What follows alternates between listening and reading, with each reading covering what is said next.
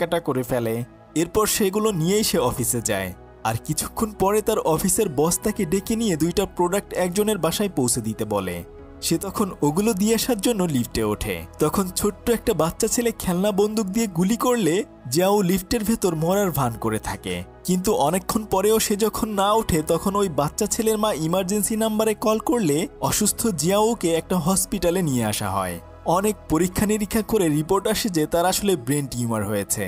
Doctor তখন তাকে বলে যে প্রতিদিন আপনার টিউমার 2 সেন্টিমিটার করে বাড়ছে। সে তখন ডাক্তারকে বলে যে হয়তো আপনাদের রিপোর্ট ভুল হয়েছে।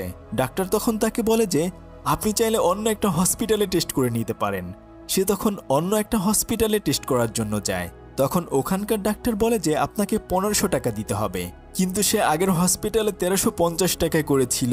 সে 150 টাকা বাঁচানোর জন্য ওখানে টেস্ট না করে বরং সেই পূর্বের হসপিটালে এসে আবার টেস্ট করে নেয়। কিন্তু ডাক্তার সাহেব দেখে যে এবারও তার রেজাল্ট একই এসেছে। সে পাশাপাশি 2টা এক্সরে দেখে বলতে থাকে যে আপনি যতবারই এই পরীক্ষা করুন না কেন আপনার রেজাল্ট একই আসবে, আর আপনার ব্রেনের টিউমার একা একা কখনোই সেরে যাবে না।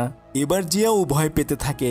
ডাক্তার তাকে বলে যে যেভাবে প্রতিদিন আপনার টিউমারটা একটু একটু করে বড় হচ্ছে এভাবে চলতে থাকলে হয়তো আপনি আর মাত্র 10 দিন বেঁচে থাকতে পারবেন। বেচারা এই কথা শুনে ওখান থেকে তার মায়ের কবরের পাশে বসে কান্না করতে থাকে।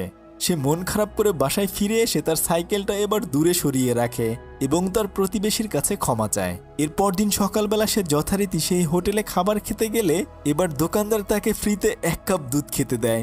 দোকানদার তখন তাকে বলে যে হয়তো আমি অল্প কিছুদিনের মধ্যেই এই দোকানটি বিক্রি করে অন্য জায়গায় চলে যাব। তখন জিয়াও তাকে বলে যে আচ্ছা চাচা, যদি আপনার কাছে মাত্র 10 দিন সময় থাকতো তাহলে আপনি কি করতেন? তখন ওই দোকানদার বলে যে আমি আমার সমস্ত সম্পত্তি বিক্রি করে টাকা নিয়ে আমার ছোটবেলার বন্ধুদেরকে নিয়ে অনেক মজা মাস্তি করে উড়িয়ে দিতাম। এরপর সে কি যেন মনে করে একটা কোদাল নিয়ে সাইকেল চালিয়ে বনের ভিতরে যেতে থাকে। তারপর সে একটা জায়গায় এসে পৌঁছায়। আসলে সে যখন স্কুলে পড়তো তখন তার বাকি 3 বন্ধুকে সে সবসময় বলতো যে আমি তোদের চেয়ে বয়সে একটু বড়, তাই আমি তোদের বিগ ব্রাদার। আর তাছাড়া বড় হয়ে যখন আমি অনেক অনেক টাকা ইনকাম করব সেই টাকা দিয়ে তোদেরকে আমি অনেক কিছু কিনে দেব।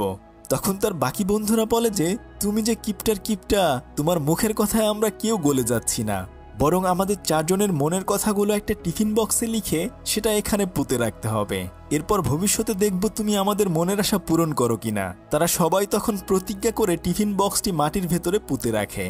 আর আজকে এত বছর পরে এসে জিয়াও মাটি খুঁড়ে সেই টিফিন বক্সটা বের করে চিরকুটগুলো পড়তে থাকে।